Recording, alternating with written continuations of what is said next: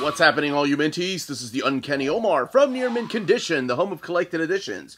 And, well, today is Tuesday. That means we get to take an advanced look at all these collected editions coming out from Marvel this week.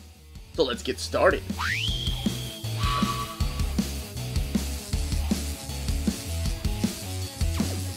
Before getting started, I want to give a huge thank you to David Gabriel and the fine folks at Marvel for sending us advanced copies of these collected editions. Not only do we have these, but we also have a couple of Omnis coming out this week.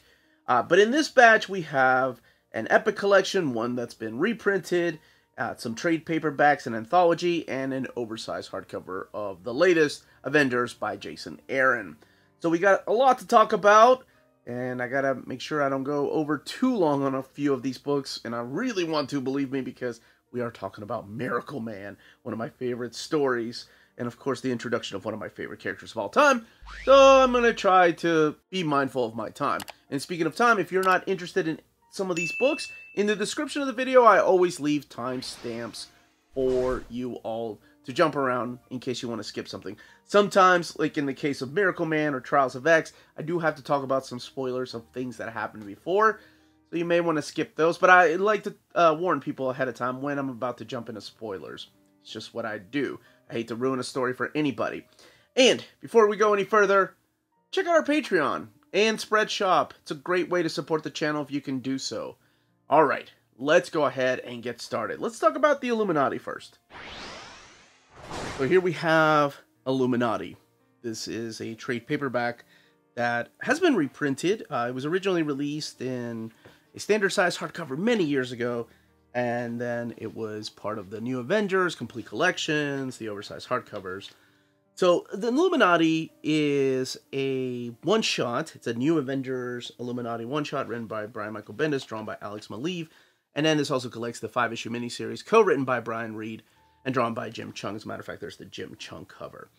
So on my channel, I've talked about retcons and how some retcons works, others don't.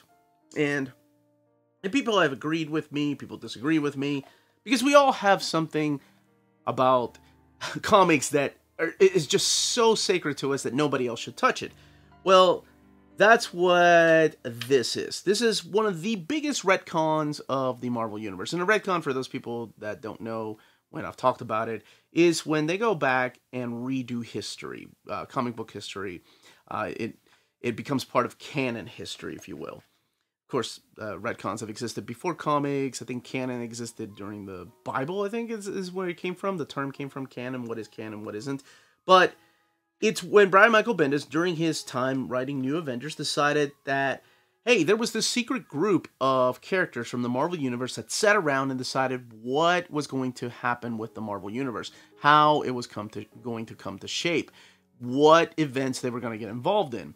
So it's the characters of Iron Man, Namor, Black Bolt, Professor Xavier, Mr. Fantastic, and Iron Man. And did I mention Doctor Strange? Maybe I did.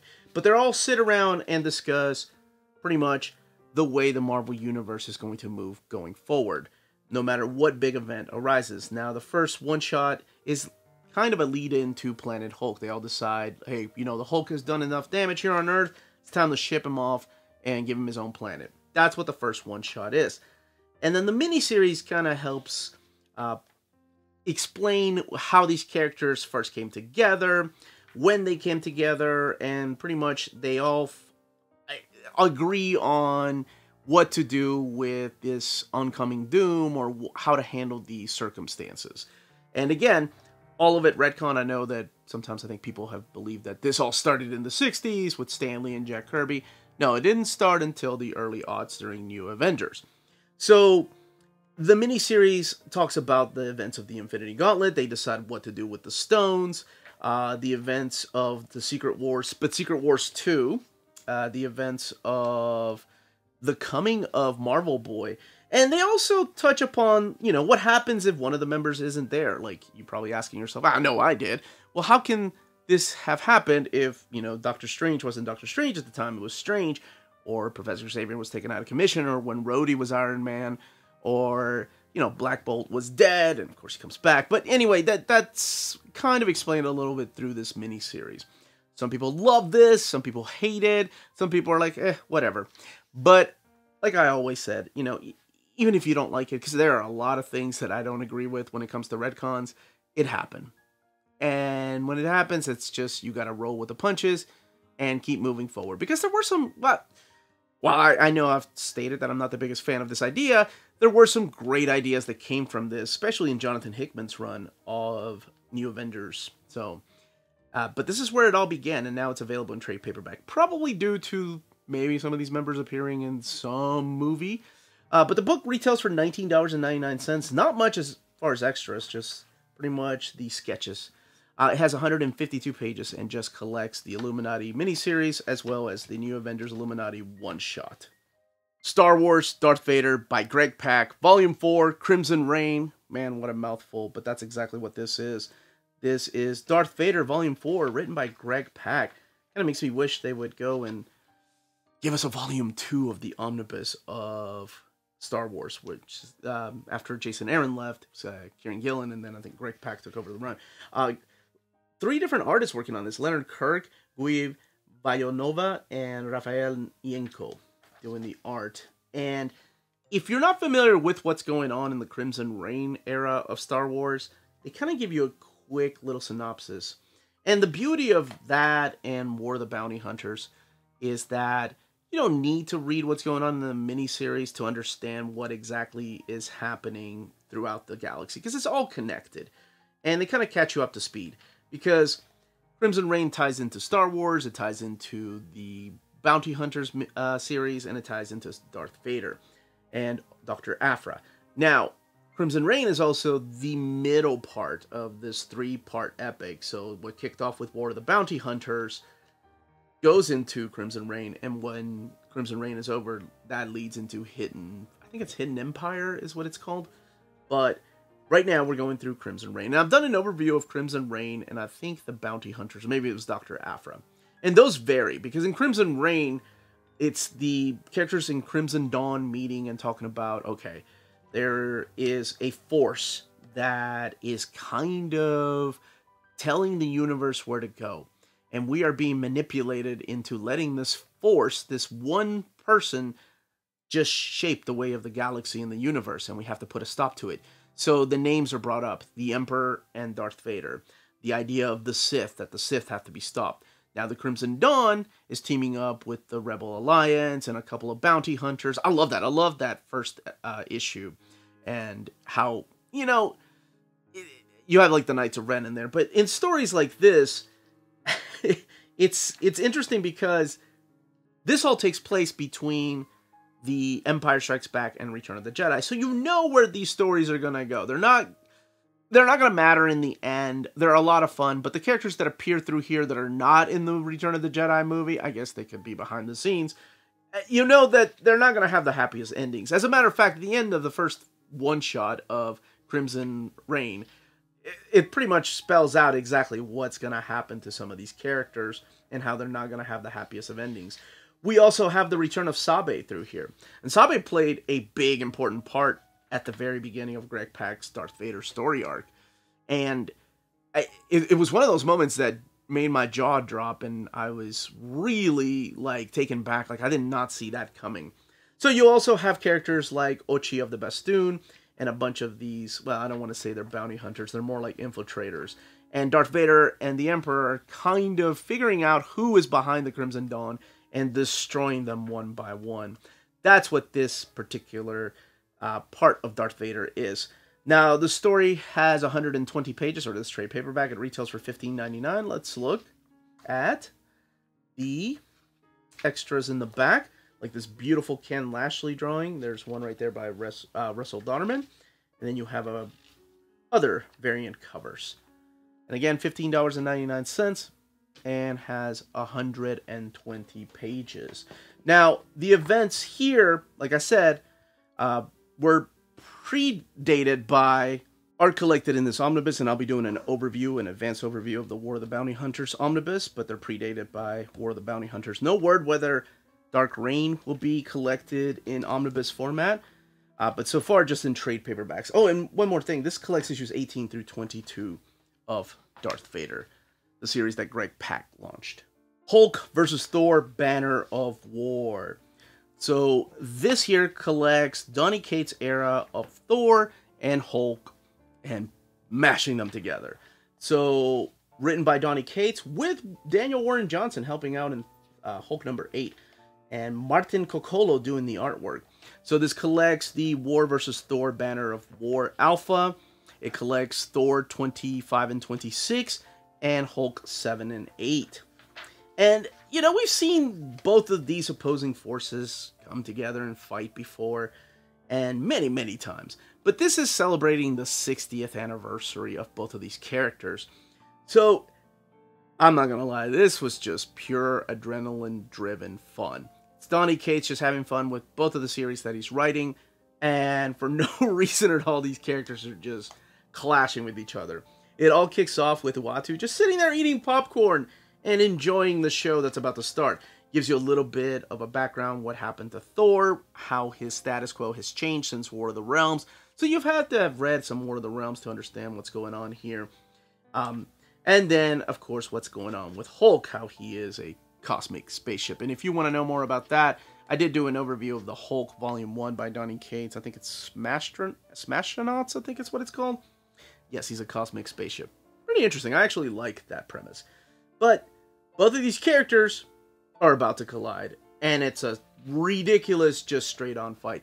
I'm honestly surprised that this was not Ryan Ottley that drew this. I think it was probably supposed to be Ryan Ottley that he had in mind when writing this, because there's so many just bone-cracking, just smashing type of action. But Martin Coccolo's art is just freaking awesome. Like, holes are being punched through people, and it's just freaking ridiculous how this goes. And I'm not even mentioning the Celestial Hulkbuster armor that Tony Stark wears, because of course the Avengers and the Fantastic Four have to be involved because, you know, these two guys are causing a ruckus up in space. The covers are all intact here. Let me show you. So this is the cover to Thor 25, but there's also a variant cover on the opposite page of each of the covers, and the standard covers all the way in the back, censoring the final page. But gosh, I love this Hulk versus Thor cover. It reminds me, of course, it's supposed to, of Avengers versus X-Men, but to me, Capcom versus SNK or Marvel versus Capcom type of days. I love those video games. And here's the connecting covers, Jeff Shaw. These are cool. These are variants, but then there's a retro variant using retro colors. These are done by Jeffrey Scott Campbell. And these are thumbnails. The full splash pages are on the opposite side of the standard edition covers. The book retails for $17.99, and it has 128 pages. Dark Ages. Now, this is not the cover that I saw solicited. The cover that I saw solicited was actually the cover to number 1, but it was darker. So, if you don't want to know what this is about, because I know I have a lot of viewers that love Tom Taylor and follow Tom Taylor on anything that he does, then I suggest just moving on to the next book, which I think is Miracleman. But then I do spoil a little bit of what happened in the omnibus. So maybe go to the next book after that, the Hulk Enter the Wolverine. I think that's the one. Or Black Panther, Fantastic Four, Epic, whatever. Anyway, description of the video has the timestamps. So if you don't want to know anything about Dark Ages, because I went into this completely blind and I've really enjoyed it, then yeah, skip around. And if you don't care about spoilers or you read this, then hey, how's it going? You can stick around. So this is Dark Ages. I had no idea what was going to happen when I read this. This collects the X-Men Dark Ages Free Comic Book Day 2020, part of it, and then Dark Ages 1 through 6. Now, right away, I saw the name Iban Coello, and I was like, yes, because Iban Coello to me is just one of those artists that doesn't get a lot of recognition, and finally he's getting some flagship titles. I think he's working on Avengers Assemble, so hell yes. And it kicks open with this Free Comic Book Day comic, and pretty much it's a story of one night. There seems to be some power failure, buildings are shaking, so Iron Man is going to go explore. Pepper is on the phone like, well, maybe you should come back, and he's like, I got this. Because she notices that something's going on with his armor's shutting down. And I'm reading this and I'm like, alright, this is interesting. It seems like we're losing power here on Earth. What exactly is happening? And like I said, going into this, I don't know if this is going to be an alternate reality, if this is 616. And I see him like crash into a plane because the plane is losing power. The entire Earth It's just going black. Captain America's losing signal. His armor's shutting down. He hits the plane and loses a leg. And immediately I'm like, oh, okay, this is what we're doing. We're doing an alternate reality. Yes, of course. Iron Man is not going to lose a limb in a miniseries without them hyping it up a lot. But I was okay with that. Alternate reality, sure, let's have some fun. So sure enough, he loses a limb. Then, here's, by the way, some thumbnail variants. There's the issue number 1. See? That's the one that I saw solicited. So then we move on a couple of years later, where the entire world is just trying to figure out what's going on with this light. What happened to these technical issues they were having. And Iban Cuello, I've mentioned this before, and I'll go back to his art in a little bit. I always said that when he did that Mech Strike book, I'm like, oh man, he is perfect for dinosaurs. His dinosaurs are so awesome. Somebody should give this guy a Kazar book. But here is Devil Dinosaur with Moon Girl. So I guess close enough. The X-Men get involved. So, of course, Uatu, again, comes down here this time without popcorn. And he's like, all right, look, let me tell you what's going on, guys. Let me tell you about this living machine that existed a long time ago. That was there to create life, to help out worlds. However, it went rogue and it started destroying worlds. So the Living Tribunal decided, you know what? We're going to put you down. What the hell does the Living Tribunal do? He puts it in a dormant state and says, I'm going to just put you here on Earth. And right in the center of Earth. You can relax. I'm sure you're never going to wake up. So now it's starting to wake up. Why would they put him in the middle of the world? Anyway, so Watu's like, this thing is starting to wake up. So the heroes are like, all right, we'll solve the problem. We just need to put it back to sleep. Because this thing is going to make the world dark again. This thing is going to destroy all of technology, all of electricity. So it's up to the heroes to destroy it. Then we go full-blown Days of Future Past. The heroes get involved, and one by one, they get destroyed. They get killed. They get stabbed left and right. And, I mean, it is dark. This thing ends up winning, right? And this is just issue 1. I'm just giving you the premise of issue 1. So then we skip 7 years later, where Peter Parker's telling the story of how this all came to be. It's his narration. And that there are dark forces rising now that the world has gone dark. So the rest of this miniseries is all about how heroes have turned villains. Villains are alliancing themselves with heroes to set the world right and make the light shine again on Earth. And how they do this, well, you can find out for yourself. Who's involved, who lives, who dies.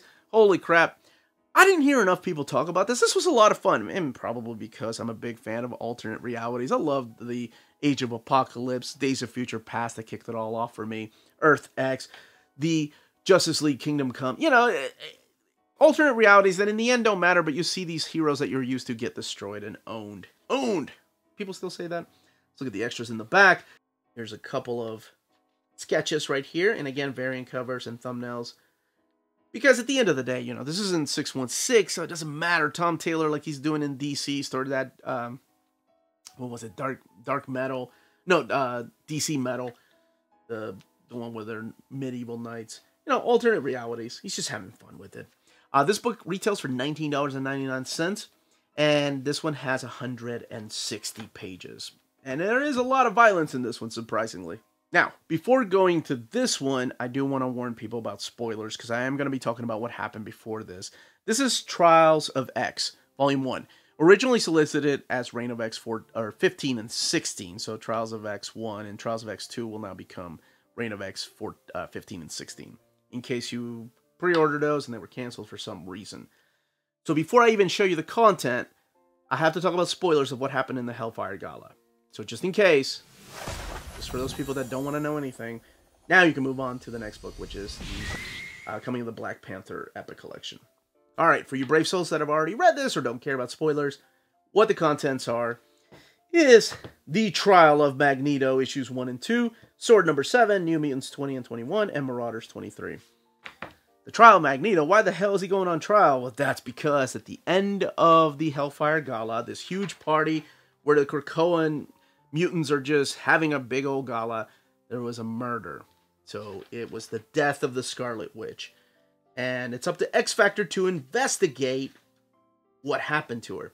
Now, you're probably asking yourself, why does that even matter? Can't they just be brought back to life? Right, but this was a murder, so they have to investigate why she was killed. And all signs point to Magneto. Magneto's like, I didn't kill my daughter. What are you fools talking about? So the council decides to turn against him, and they send X-Men after him. There's this huge fight, miscommunication, and you can find out for yourself what happens exactly. Did he kill his daughter? And that's the first 2 parts of 4. There's going to be a total of 4 issues there. Then we get it's the, what's it called? The Sword issue right here, which is all part of the Last Annihilation story arc. So the Last Annihilation went through the pages of Guardians of the Galaxy. It was a miniseries.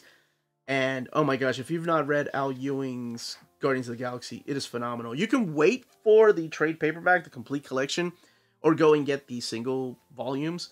But I strongly suggest reading it, especially if you enjoy this time. This tie-in really ties heavily with that. This is also the after party of the Hellfire Gala with Dr. Doom and Storm just having dinner, a quiet dinner.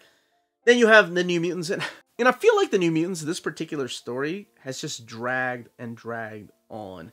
It's all about how the Shadow King is manipulating mutants into joining sides with him. And finally, some of the characters have, figured out exactly what's happening. Although I know that he's manipulating characters, it doesn't feel natural for some of these characters to side with him. Maybe that's just the way that I'm used to them being portrayed. But it's really nice to see a lot of the old New Mutants take a spotlight during this Krakoa era. Now, for the people that keep asking, when is an oversized hardcover? When are we going to get an omnibus of that? I don't know yet. No word yet. The Marauders, again, the aftermath of the Hellfire Gala. Pretty much, they are not bringing as much medicine back into Krakoa as they used to, so they have to go and explore other routes. And that's pretty much what Marauders is. This is the penultimate issue before the final issue. Then we have the variant covers, and I wish they were all splash pages like this beautiful Mark Brooks cover there. But at last we get some thumbnail pages. Oh my gosh, like that art germ piece is just so beautiful. And this right here is a legacy variant, a gem variant. I believe this was the card to issue number 25 of X-Force. It was like that holographic card that came on the cover by Greg Capullo. But here are some variant covers, some beautiful, beautiful variant covers. And I love the fact that the New Mutant variant covers, all these creators are channeling their inner Bill Sienkiewicz, which makes sense because I was a big fan of that era. This book has 176 pages and retails for $17.99, and that is Trials of X Volume 1. And for all you spine watchers, here comes the time to pause the video and remind you all to smash that like button, but I guess you wouldn't hear that if it's paused. So, just in case, I'll try to... I can't even move my thumb. Oh, you know what? I'll put that little thing up here where it says subscribe, ring that bell for notifications, and hit that like button. That's what I'll do, that little graphic. Alright, let's keep going. Now, if you have not read Miracleman Omnibus, or you've never read any of those issues, and you don't want to know anything about those, I suggest not watching this part right here. Skip to the next book, which again is The Mystery of the Black Panther. That's what it's called, not The Coming of the Black Panther. Because it's just too many spoilers in this one. This is Miracleman by Gaiman and Buckingham, Book 1, The Golden Age. And again, I don't want to ruin what happened, and I'm not going to go into details as to how it happened or who died or whatever, but I do have to talk about that era and how it ends, because this is the new era of Miracleman. Just in case you've not read that stuff, spoilers. Okay. Now, this is really supposed to be Volume 4. Miracleman, Volume 4. So, Volume 1, 2, and 3 were done by Alan Moore, or the original creator, as he didn't want his credit on there, and we'll talk about that when we do an overview of the omnibus. But this is Volume 4, immediately taking place after Alan Moore's run. So, Miracleman. But they decided to brand this one by Gaiman and Buckingham, Book 1, and collecting issues of Miracleman by Gaiman and Buckingham, 1 through 6. The colors are the modern colors by D'Israeli. And here are the table of contents right here. The dedications are so sweet because they dedicate these to each other. I thought that was adorable. So, it all kicks off here. And there's a little synopsis, but if you've not read the omnibus, do not read the synopsis. And the story behind this. Okay, so at the end of Alan Moore's run, at the end of his issue number 17, during the Eclipse years of Miracleman, Marvel Man, he decided to leave the book. Now, when he left the book, he gave the book over to Neil Gaiman. He handpicked Neil Gaiman to write Miracleman after he left. When he left the book, I'm not going to go into big details about what happened. There was a huge destruction, not just in London, not just in the UK, but all over the world. Big destruction. And now the world is living in this post-destruction of Miracleman. Some of the Miracleman characters died, and you can find out for yourself who lives, who dies. It does explain that through here. But the main important thing about this is that this picks up after issue number 16. So this is issue number 17, pretty much, of Miracleman. And they went on for 6 issues, all the way to like issue number 24, I believe. There was a 25 issue number 25 was planned, but it was done, and unfortunately, Eclipse went bankrupt and was canceled. So when Marvel got the rights back to Miracleman because of the whole thing that kicked off with Tom McFarlane and Neil Gaiman, Angela, and all that, they decided to reprint those stories, to reprint the Alan Moore stuff, and to reprint the Neil Gaiman and Mark Buckingham stories. And they said they would finish them. Keep in mind, these stories were originally published during the Eclipse years in 1980. I think it was 89 and 1990. So it was after Alan Moore left the book. And since then, we have been promised a follow-up. So this takes place years after the events of Alan Moore's run.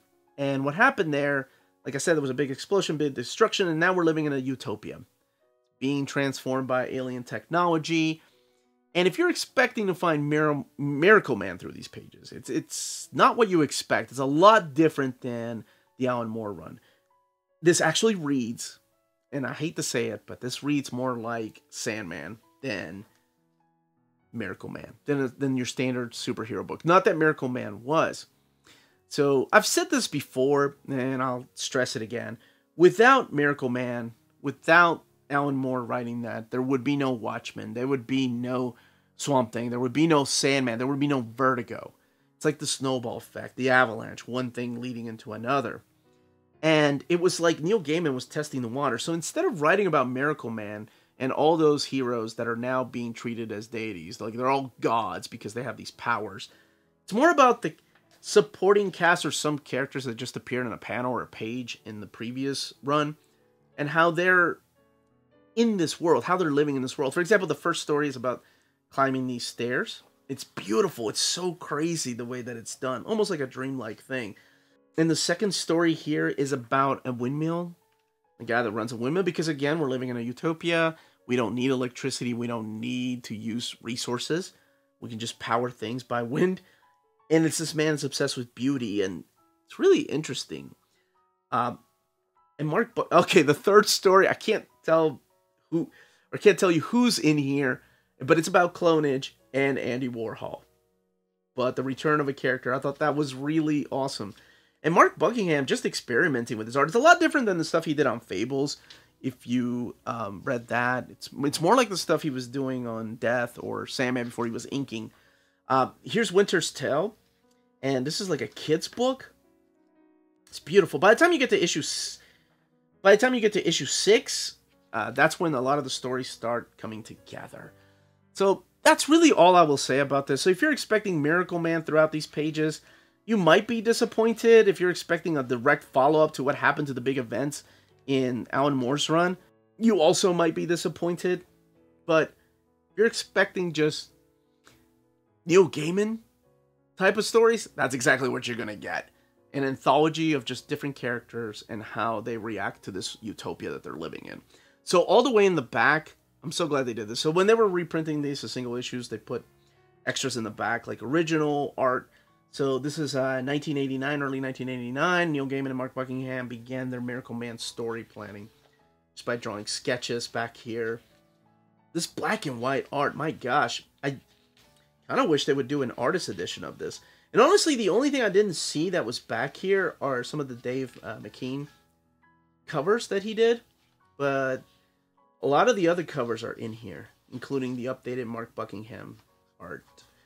And yes, as I mentioned previously, these are the new colors. The colors that Marvel put on the book when they were reprinting them. I think in 2015 is when the series was relaunched, but just reprinting the 1989 and 1990 91 series.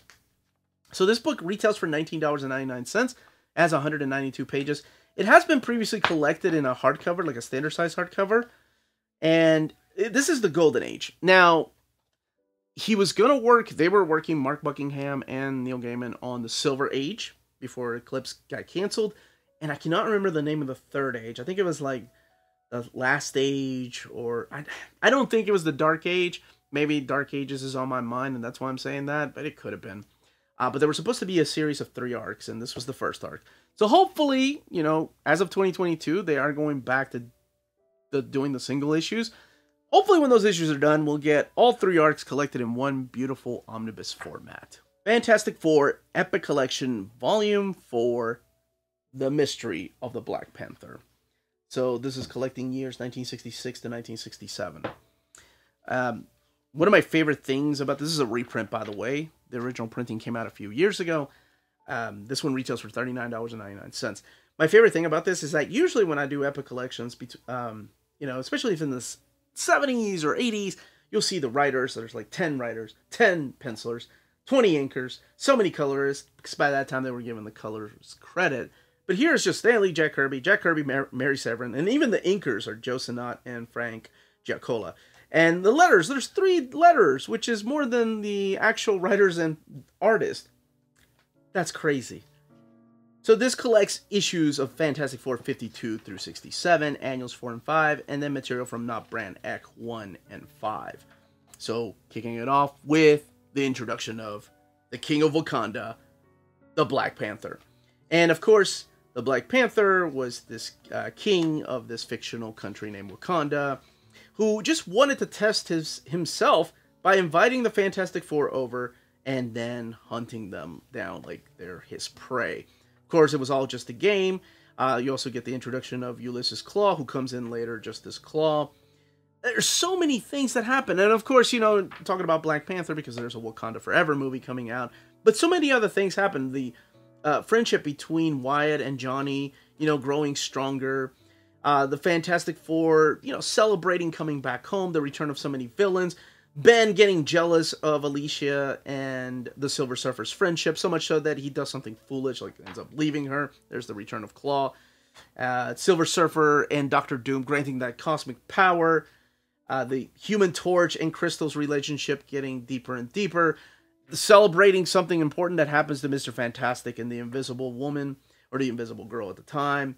That will be in the next volume. But you also have the introduction. There's a lot of Inhumans in here, by the way. So it's a lot of Johnny and Crystal, the Inhumans taking a big part of the story. But you also have the introduction of the Kree in here. So the Kree as a race show up with the Sentinel there. And then you have Ronan. Like, there's so many first appearances throughout these volumes. That's insane. And then, of course, him. The Cocoon. I mean, that is such a Jack Kirby Cocoon. But this is the first appearance of him, who, as we all know, will be later known as... Let me see if I can find his cover. Nope, he's not even on the cover. As Adam Warlock. And who, as most of us might know, is going to be in the next Guardians of the Galaxy movie. So there's Adam Warlock right there. And if you have, like, the gallery edition of Warlock by Jim Starlin, I think some of this is in there. I can't remember if it's in the omnibus or not. But this is the Not Brand Ek, I believe. Then you have some pinup stuff. Some stuff from the annual in there. There's Not Brand Ek. And then you have the extras in the back here. Like the original cover of issue number 52. That's the way Black Panther was going to look. Original art. Oh my gosh, it's so freaking awesome. Because there's some unused art in here. Like this unused pencil art by Jack the King Kirby. Who owns that? That is freaking awesome. Now, this reprint is $39.99, and it has 448 pages. And this is the new colors on the Marvel Masterworks trade paperback versions. But that is Fantastic Four, Mystery of the Black Panther. Next up is The Incredible Hulk, Volume 7, and now the Wolverine. Now, the Fantastic Four, the Mystery of the Black Panther Epic Collection, a lot of that stuff has been collected in omnibus format. Actually, all that was in omnibus format. This right here, not none of it. Some of it has been in omnibus, but none of it has been collected in Epic. No, wait. Epics did have the Wolverine story. Okay, let me rephrase it. Damn it. That's kind of ruining my game here. All right, but the credits are cool. Len Wein, Chris Claremont, Herb Trimpe, and then the coming of Sal Buscema. There's your inkers and your letterers, your colorists. But what I was going to say is that, yes, some of the Wolverine issues have been printed before in omnibus and an Epic collection, but for the most part, none of this has ever been collected outside of the Marvel Masterworks. So it all starts off with issue 179. It collects issues 179 to 203 of The Incredible Hulk and the material from Giant Size Hulk number 1, Marvel Treasury edition number 5. And issue 179 is The Missing Link. The Return of the Missing Link, who's a character that was, I think he was created by Roy Thomas back in the early 100s. But it's him coming back and living with a family, working in a mine, and the Hulk or Bruce Banner's like, hey, you know, your radiation is poisoning this town. People are getting sick because of you. And the Missing Link is like, no, you're an idiot. You just want to fight. So they get into a big fight. And it's one adventure that leads into the next. Herb and Trimpe doing most of the artwork at the beginning. And, of course, Len Wein writing most of the stuff. The Wendigo comes back in this particular issue, issue 180. And they fought before. And then that leads into the introduction of this little hairball right there. One of the greatest characters to appear in comics that forever changed, well, at least me and my love of comics, and that is Wolverine. Now, when I was a kid, I always wanted his first appearance. I knew it was Wolverine, you know, making his first appearance in the Incredible Hulk 181. I would see it at Dr. Comics. I would see it at comic book stores, Comic Express, The Comic Interlude, like places around here. But I could never afford it. I mean, I was a kid. Now, when I started getting into high school, and by the way, I'm just showing off some more of this artwork as I talk about that. I started saving money. I was able to get his first appearance, issue 180 and 181. Now, before that, though, I did have the reprint issue with the cover by John Byrne that came out in the 80s. But unfortunately, I had to sell a lot of my key issues, not just Hulk 180 and 181, but also Giant Size X-Men 1, Amazing Spider-Man 300, my X-Men 1. It's just, I was getting a divorce. And in order to do that, to pay for lawyer fees and everything, I had to sell my comics. And it broke my heart. And I wouldn't be here if it wasn't for that. So, I mean, there's something good that happened from that. And I'm here talking to you beautiful people about comics. And I wouldn't be here if I had not gone through that. So, would I sell them all over again? Hell no! I want my comics back! No, I'm just kidding, I'm kidding. Worth it. I'm serious. Completely worth it. I don't even look these days to see how much those issues I sold many years ago are worth. Just because it breaks my heart to see how expensive they are. Now, when Herb Trimpe is inked by Joe Staton, you can definitely tell there's like a lot of Kirby-ish like thick lines here. But one of my favorite issues is the one that is inked by Mary Severin. And no offense to Joe Staton, he does a phenomenal job. I mean, he gets the job done. But when Mary Severin, with issue number 190, I believe, yeah, this one right here with the story of Glorian, oh my gosh, it's just a whole new level. I mean, she was such a phenomenal artist. So you have the character Glorian show up here. He's teamed up with this particular character as the Return of the Shaper of Worlds. And they pretty much just want to give the Hulk peace, his brain peace.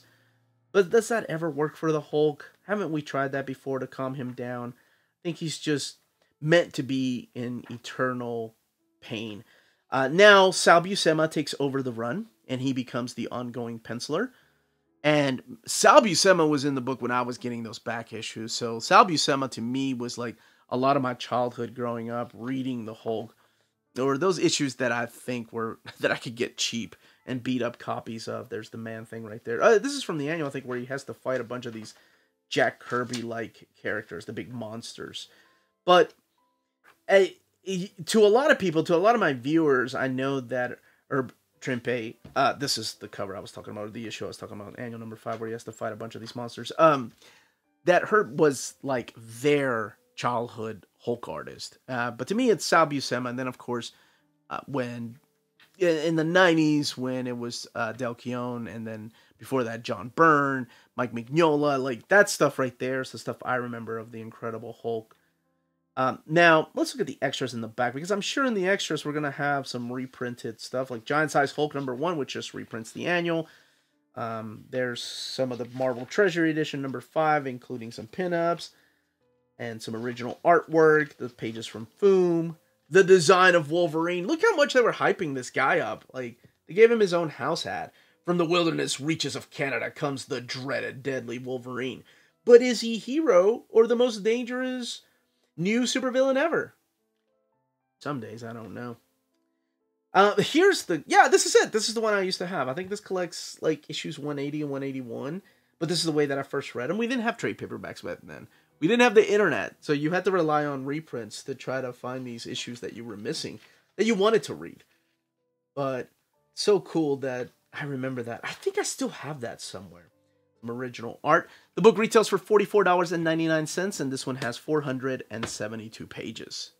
And the last book on the list is Avengers by Jason Aaron, Volume 3. So this is an oversized hardcover. It's bigger than the trade paperbacks, and it does have a dust jacket with this image of Star Brand. I think that's Del Keown. Let's take the dust jacket off.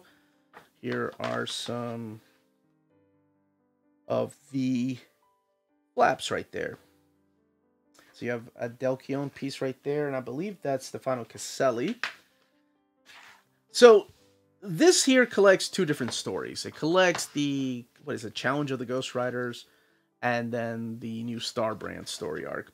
So it's split up into two different story arcs. So you have Jason Aaron being the main writer, the only writer, Stefano Caselli, Luciano Vecchio, Del Keown, Ed McGuinness being the artist, with Paco Medina doing some of the internal art too. So it's Challenge of the Ghost Riders Part 1. Now, I think on my channel I've said before, I'm not the biggest fan of Robbie Reyes. I know that a lot of people really love him and his cool car.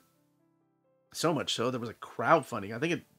I don't know if it's done yet or not, of the Marvel Legends car with Ghost Rider with Robbie Reyes. But to me, my Ghost Rider was always Danny Ketch. So when I heard about the series, I heard that there was going to be a challenge, right? That Johnny Blaze, the new king in hell, because this takes place after Johnny Blaze is the ruler of hell, and that takes place in another story arc, not in Jason Aaron's run, challenges Robbie to a race. And the reasoning behind the race is ridiculous. There's also another storyline that is setting up what's going on with Iron Man. They find like this piece of stone in a cave, and apparently it's not stone, but it's fossilized metal that dates about 1 million years. And they're like, Iron Man, have you ever seen this? And he was like, no. So what could that mean? Well, we'll get to that here in a little bit. But yes, this story is a big race. Like, Johnny challenges Robbie to a race. And when I saw Challenge of the Ghost Riders, I was like, okay. And Jason Aaron was talking about how he was going to put other Ghost Riders in here. And other Ghost Riders do show up. But damn it, not the one I wanted, because Danny Ketch, you know. Now, there are some cameos here, too, by people whose life have been affected by Ghost Rider. But you can find out for yourself who they are. Then we have issue 26. I forgot to even mention, this collects issues 22 through 30 of Jason Aaron's run on the Avengers. So this sets up the new Star Brand story taking place 4 billion years ago. But we come back to now, to the Star Brand Reborn. So they're looking for the new personification of Star Brand. Now, this story was fun because you see a lot of people, like you see the Imperial Guard. You see a lot of cosmic characters. The Brood show up. And whenever you have the Brood, you know the Sleazoids are going to be taking over people's bodies. So, I mean, it's just going to happen. But there's a lot of other things. Like, some things get so ridiculous. Like the War Widow. Yes, of course, right? You got to take over someone's body whenever you have the Sleazoids in a story. But there are a couple of characters here that appear. I'm not going to spoil too much. But one in particular I did want to talk about. And that is this character right here. And that is Binary. Now, to a lot of people, you know, like, people love Carol Danvers as Captain Marvel, or Miss Marvel, or Warbird. But to me, my favorite Carol Danvers era was Chris Claremont's Binary years. When Claremont was like, we can't just get rid of Carol Danvers. She has just been depowered by Rogue. Let's give her some cosmic powers and have her join the Starjammers. And that's exactly what she does. Oh man, that was so awesome. And I know people really love Captain Marvel. My Captain Marvel growing up, though, was Monica Rambeau. But yes, that was binary. And Ed McGuinness and Paco Medina draw these particular issues. There's a lot of cosmic characters that show up through these pages. You can find out who else shows up and be surprised as to how this ends and who the new Star brand is going to be. Let's look at the extras all the way in the back. Censoring the final page, but I love that Carnage variant right there. And speaking of variants, that's all the variants here. They all mostly have splash pages. Some of them are on the opposite side of the standard edition covers. So, one of the things I was going to say is that I get asked often, is there going to be an omnibus of this, or how many more oversized hardcovers there are going to be?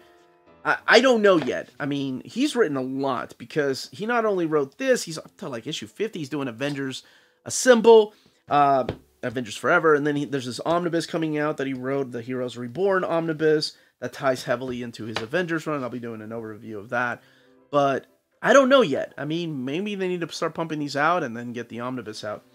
Now, as far as the book itself, this is printed at the iMac printer, and there's the I. The book has 208 pages and retails for $39.99, but honestly, the paper stock is pretty thick. I thought it was the Donnelly printer when I was opening it up. But that, as they say, is that. If you're interested in purchasing any of these books, don't forget to check out our sponsor. This episode is brought to you by cheapgraphicnovels.com, your online home for graphic novels and collected editions up to 50% off cover price. They have excellent shipping and prompt and helpful service. Check out their bargain deals for up to 90% off cover price. And don't forget that CGN also takes pre-orders. That way you don't miss out on the hottest releases. And they are currently running a special promotion for you Minties. If you're a first-time customer, after receiving your order confirmation email, reply back to that email and let them know Near Mint Condition sent you their way. They will then apply a free shipping promotional credit to your next order in the US. Cheap Graphic Novels, your source for the hottest books with the kind of deep discount, quality shipping, and customer service that will keep you coming back for more. And that was the content, the page count, and I guess the build of this oversized hardcover, but everything else, you got to see the page count and content. Let me know in the comments down below if this is your preferred way of getting Fantastic Four. If you wish they would do a more of the classic Hulk omnibus, or if you are okay with the Epic collections, when do you think we'll finally get that Miracleman Silver Age? And hopefully one day, you know, we'll get a Donny Cates Thor omnibus or Donny Cates Hulk omnibus whenever he's done with that. And if this is your preferred way of getting the Reign of X. Any questions, leave them down below, comments down below. Don't forget to smash that like button, subscribe, ring that bell for notifications. Check out our Patreon and Spreadshop, amazing ways to support the channel. And make sure you're tuned in tonight, 8 p.m. Eastern Standard Time for Old Reader, New Reader, where Maddie has different guests coming in and talking about old books and new books. And I'll be joining that once a month from time to time, so keep an eye out on the channel. Make sure you're subscribed. Everyone, stay healthy and safe out there. Much love.